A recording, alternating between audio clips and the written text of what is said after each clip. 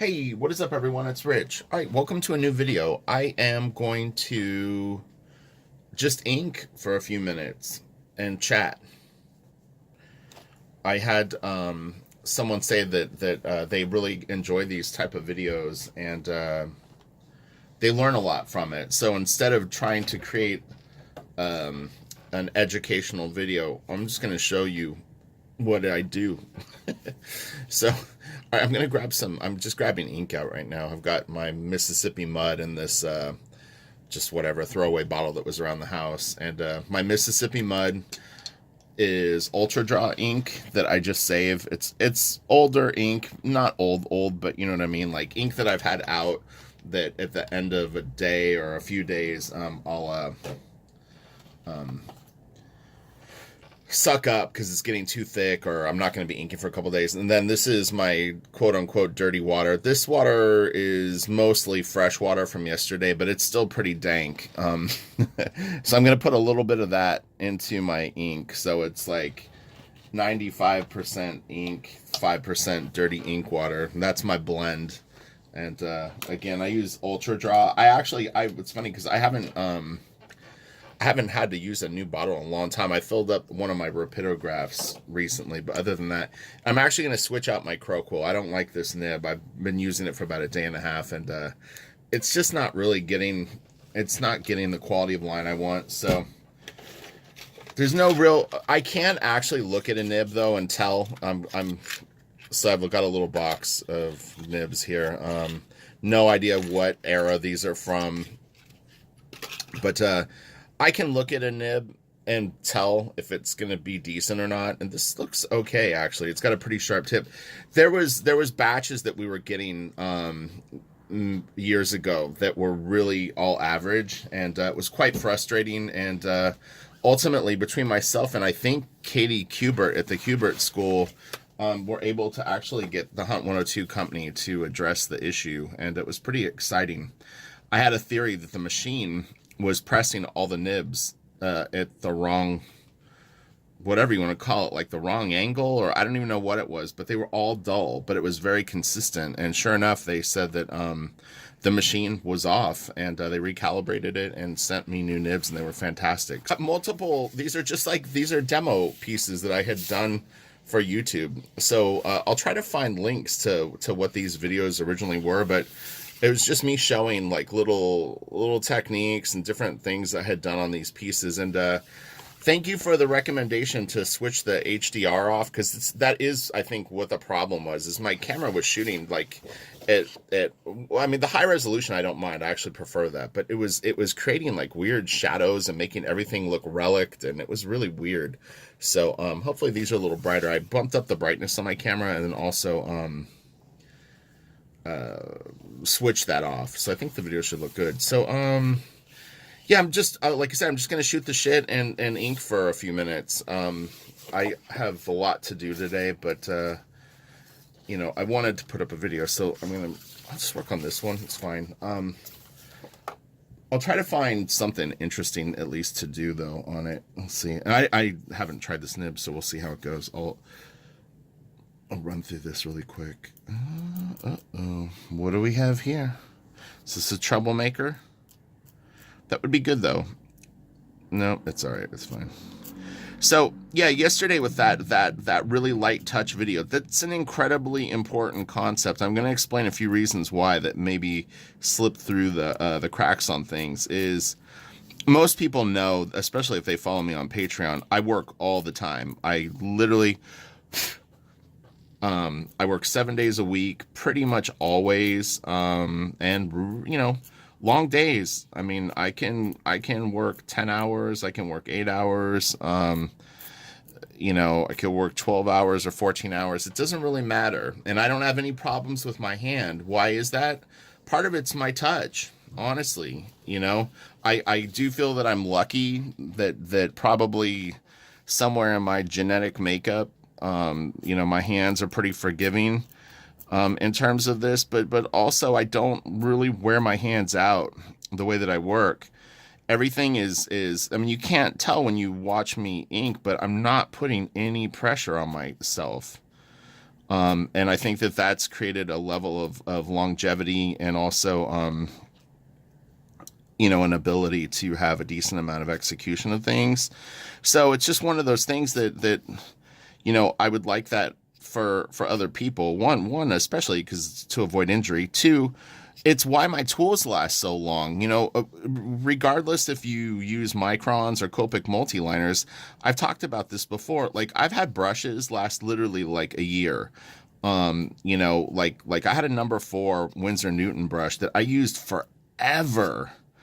I got so cocky with the brush, I would throw it in my backpack, not even covered, just like literally just throw the brush open in my backpack with books and whatever. And ultimately, that was the demise of the brush was my carelessness or cockiness with the actual tool itself. It got something happened to my backpack and like a book smashed it or something, and it was like I was like, oh man. But that brush was a trooper. But it's the same with my Crowquill nibs. I've seen other inkers mention online that they go through a few a day or whatever it is. And I mean, a good nib can last me, a month or so. But it's because and I do push down hard sometimes, but I think that there's a level of control that I have with it that I'm what would you call it? Sympathetic to the tool, like I don't, and I've had them break, I've definitely pushed them so far that they snap and shoot back up into your face. But generally speaking, that's if I'm really, really rushing and being pretty aggressive with things. So, and even with this finessey sort of delivery, when I ink Chris Boccolo, I mean, almost always when professionals would stop by and check out the work, the one thing that they always said is how ballsy it was, how beefy the lines were and stuff like that. And so it's like, you can have a gentle attack and still a very, very aggressive looking art. And I mean, I inked Finch. I think the Finch stuff was kind of in between. It could definitely have been more sort of like in your face.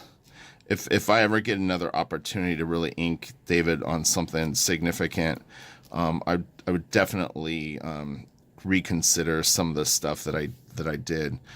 But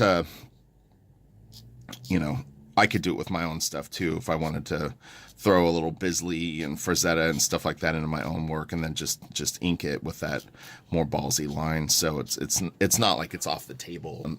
But anyway, so yeah, I mean, I hop around a lot when I ink. People on Patreon that follow my sort of, I'll upload 30-40 minute videos of me inking their different things that I can't really show online. Like right now, I can't show the work that I'm doing online, but for Patreon, I do. I mean, I show pages that I'm working on, as they're kind of going on and how I set up things. And so last week was a Batman week. I'm inking Ryan Benjamin on Batman 16-page stories for the Batman giant size books. Sorry, I'm just looking at the lines. It's like, I'll do it like this. But yeah, on Patreon, I show myself working on that stuff a little bit. I mean, here's a good example of these little tiny lines like this. Like, I don't really mind doing them with like a Copic multiliner. I wouldn't. I've kind of moved away from microns. The only micron. I'm trying to think when I use micron. Give me a second while I locate my 01. But yeah, generally speaking, I don't use microns for my work anymore. I always will use the Copic multiliner, and then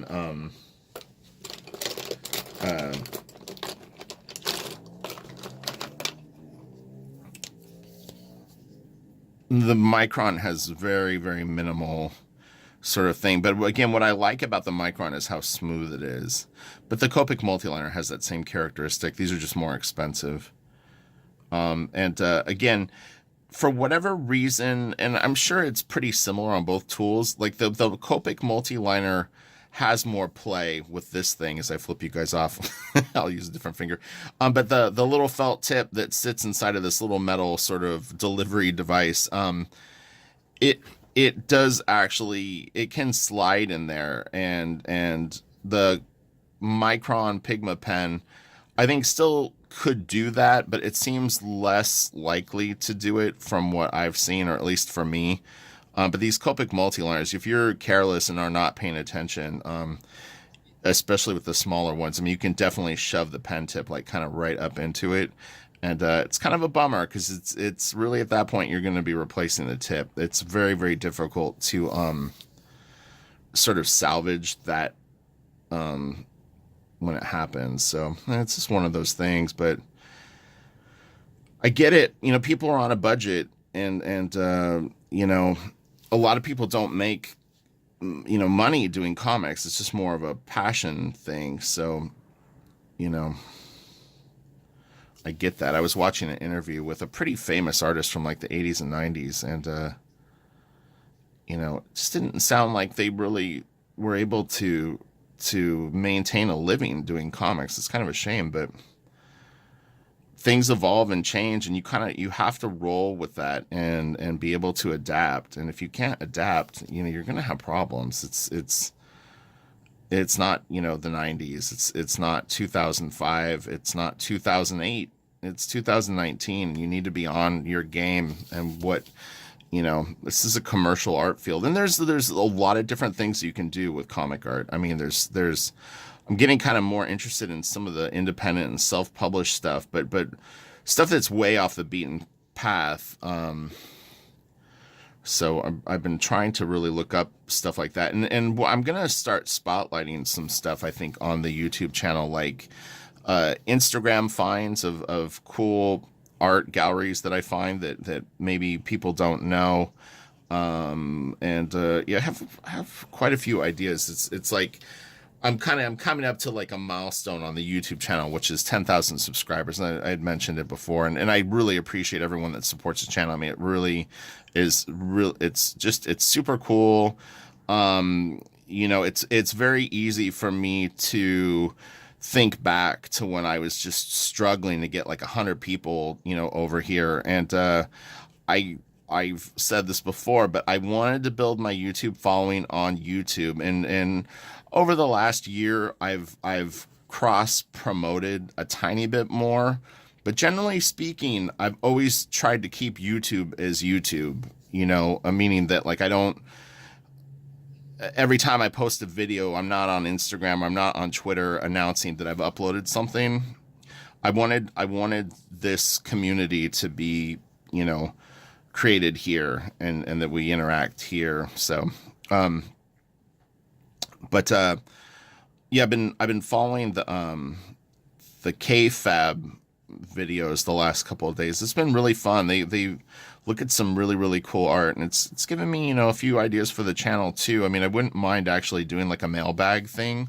It seems fun. I mean, I've seen that on other channels. There's guitar channels and stuff I follow that do it too. So it wasn't specifically from their channel, but it does look fun. So I mean, I may get a PO box and set that up, and then if people want to send in stuff for open that books, or you know what I mean, like we can check out stuff.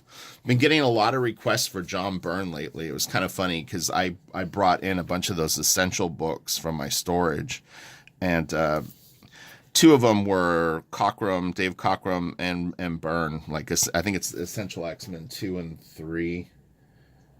It could be 3 and 4. I'm looking at my bookshelf. One of them I have in here is 6. Oh, that might be the new. That might be the one that Dan Fraga had recommended to me. But anyway, yeah. So I'm thinking about, I might warm up today and do a short John Byrne video for Patreon. Because to be honest, is like I totally know who John Byrne is. I've never followed his work. The X-Men run that he did, although, I mean, again, I own copies of the individual comics and the essential collections of it. It's never been something that I've really dove into deeply. So, I mean, I'm pretty much a newbie when it comes to John Byrne, honestly. I always go back to that stuff. That's the thing is when I know someone is incredibly important to like the history of things, I will always revisit it and see like, am I ready now? Because I think of it as more of a me thing than like it's it's not you, it's me. So Yeah, it'll be interesting. But I like Walter Simonson's really really awesome, and I know how influential he is too. But I just it's way before my time collecting comics, and I've gone back and I've looked at it a bunch of times, and it's I enjoy looking at it. But I mean, I got like the artist edition of his work literally for that exact reason I was just explaining, where it's like I want to understand it more, so I got the book literally to get into it. You know what I mean? Like, is this going to push me over the edge? So,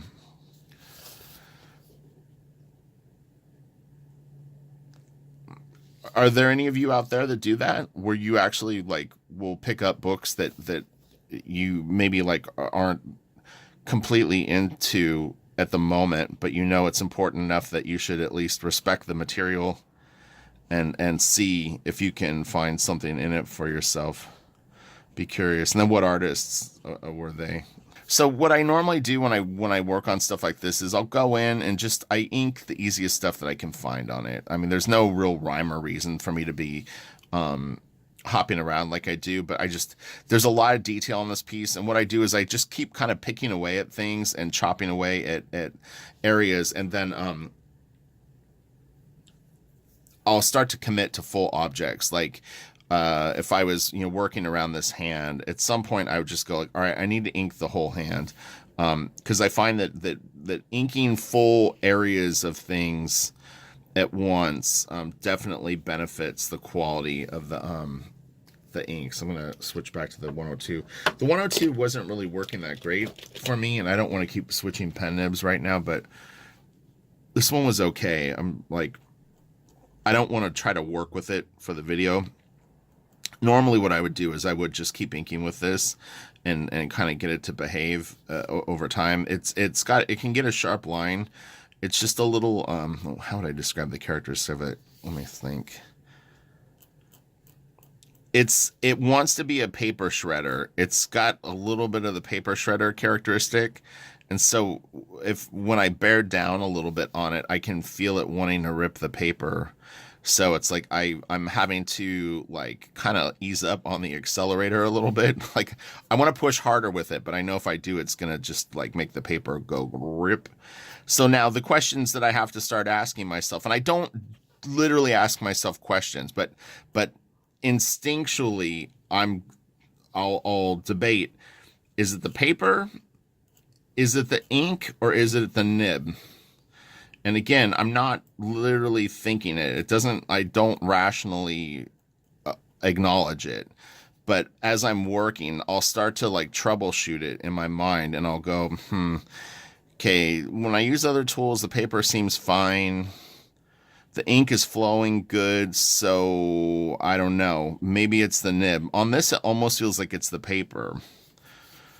I'm just getting a little bit of a sort of vibe that it could be the paper that's a little rippy, and it might not be the nib. Now, there's, I guess, ways to check it. I could grab out paper that I think is better, but I wouldn't honestly waste the time doing that on a work day. I'm just going to have to deal with it.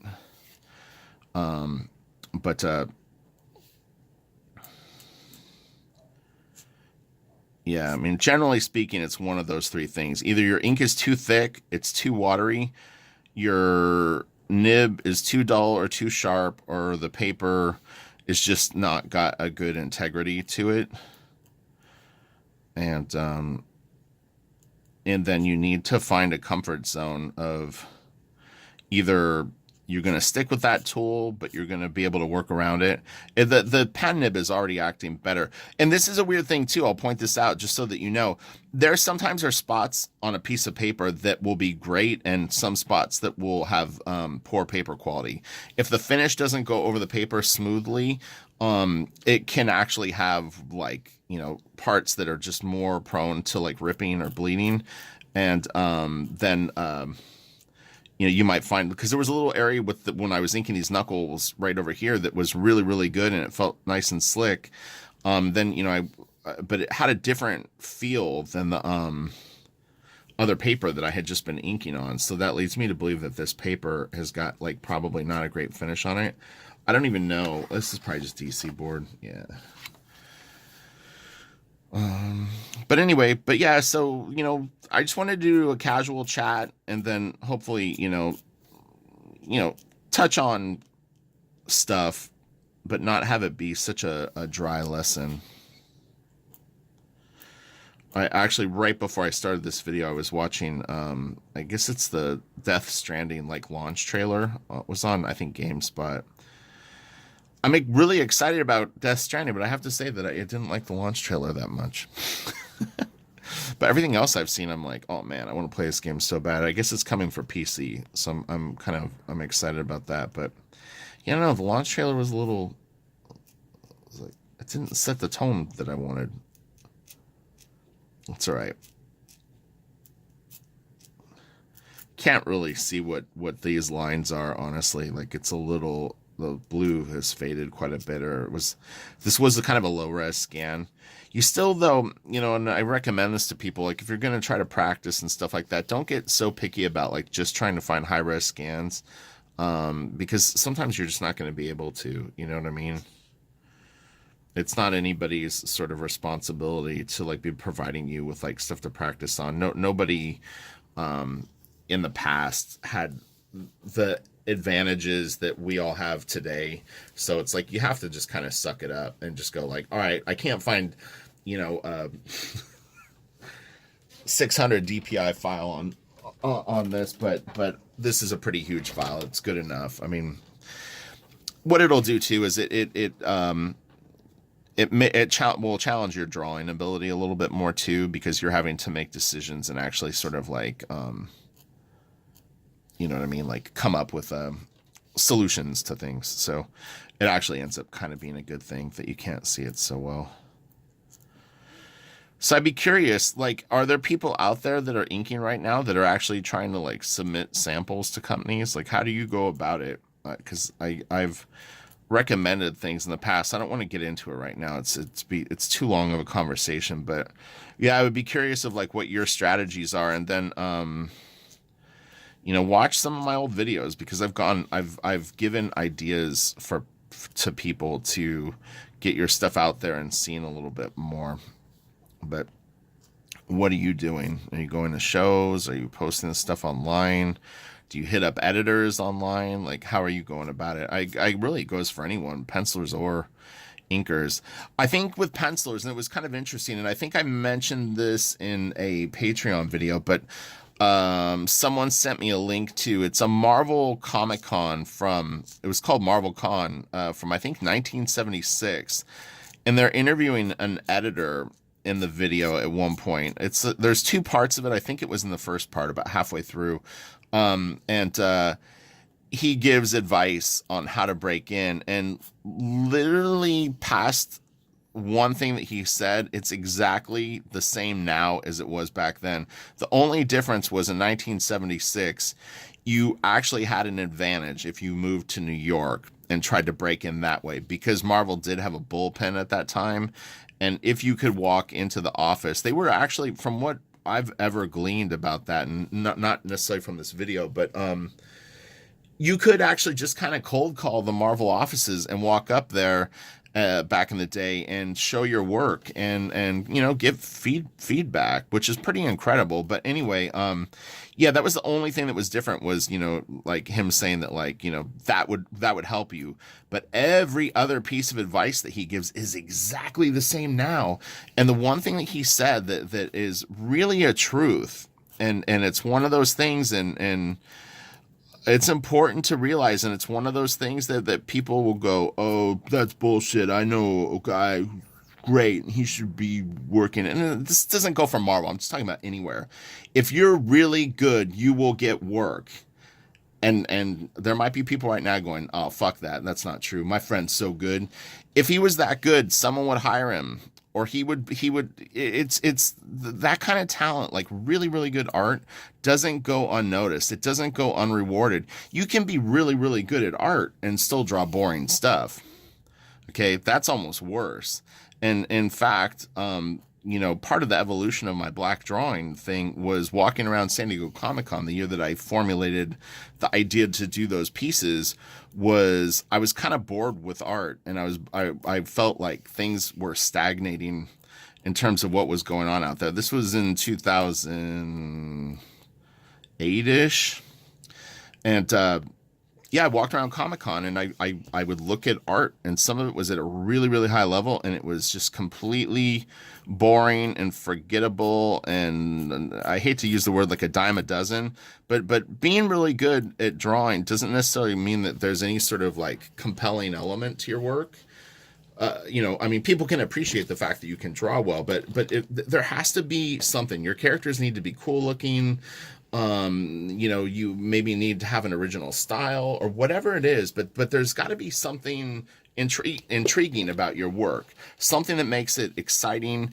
And as we all know, we've seen tons of different art that gets popular, and I don't mean popular like a popularity contest. I'm talking about like where you're able to build a fan base because of a certain thing that you do, and it could be as extreme as something really violent and dark, or really poppy, or whatever.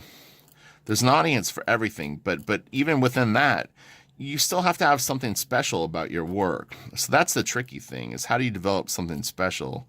I'll maybe let that stew and see if I can come up with any sort of ideas of like recommendations of how you can go about that. But yeah, it's an interesting thing. But I'll try to find a link to the videos, and I'll throw it in the description box below.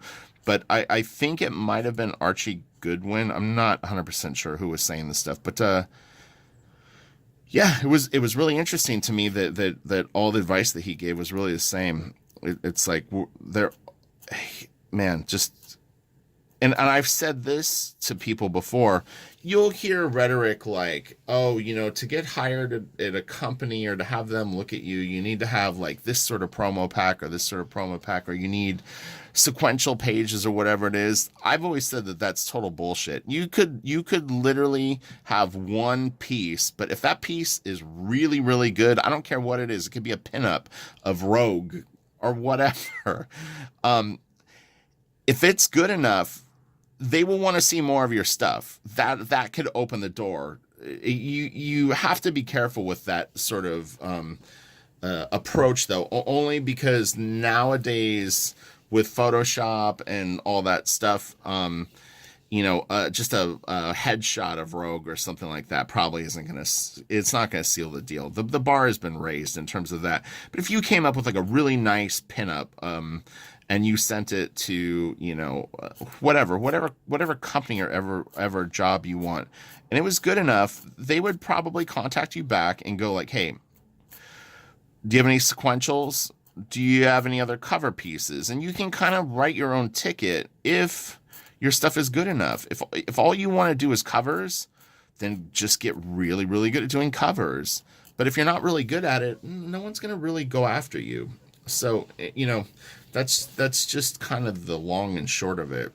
And then everyone else, we just have to work hard, You have to earn it, and you take what you can get. You slowly build up your following on, your different social media or wherever you sort of do your thing.